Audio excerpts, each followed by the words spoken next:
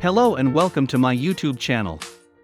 Today we are going to talk about unique ways to cultivate good habits and cut the bad ones, part 1. But before we begin, make sure you subscribe to my YouTube channel and hit the bell icon to never miss a video. Humans are creatures of habit. Every one of us, regardless of where we are in our lives, has developed routines that we're familiar with. Cultivating a habit is similar, and even if we don't do it consciously, we create patterns through repeated actions. However, not all of these habits are beneficial to our lives. Some of them can be quite destructive in their own ways. So how does a professional go about cultivating positive habits and erasing the negative ones? Chime in with valuable advice on how professionals can approach developing beneficial habits while curtailing those that add no value to their lives.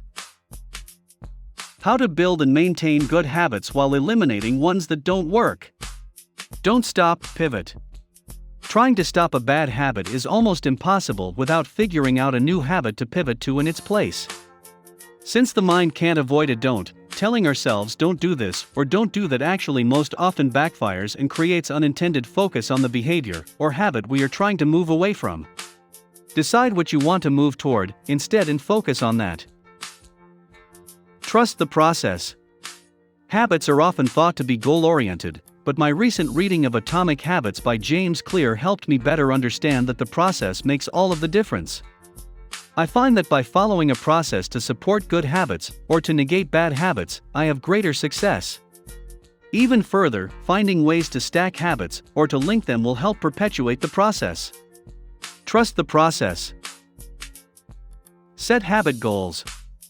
Most of us focus on performance goals, what we want to achieve. Bad habits are saboteurs that make it harder to achieve what we desire. Rather than focus on bad habits, set good habit goals that will support your performance goals. Use a daily habit tracker for 12 weeks as a reminder and to assess your progress on new habits. Repeat as necessary. Soon, your good habits will replace the bad. Put up a big sign. Sometimes, big and bold visual reminders of what we need to change can help keep us on track. Put a sign or sticky note prominently within your eye line in your workspace so that you can't avoid seeing it. If you're truly committed to changing, that sign will underscore your commitment and nudge you along on a daily basis. Insert a breath. Neuroscience has shown you can't break habits, but you can create new ones. The first step is to insert a new habit into the old.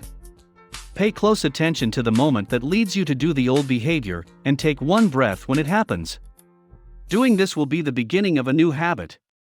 Once you can do that, start building on next steps to your new habit. Small steps lead to big changes. Design your 10 daily habits. I love what I call my 10 daily habits list. It is the first thing I see each morning.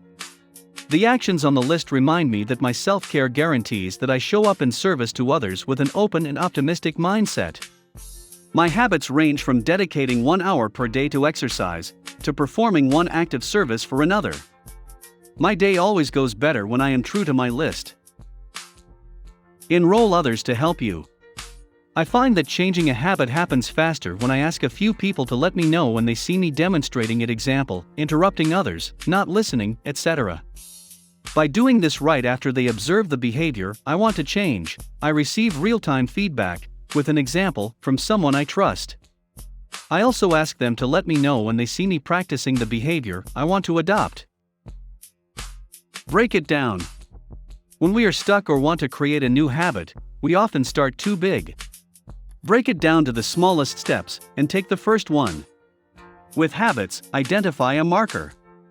Eat too much ice cream. Ice cream only after 10,000 steps. Need to do more networking? One email or call on Tuesdays to reconnect with a contact. Big project with a looming deadline? What's the first step? Do that.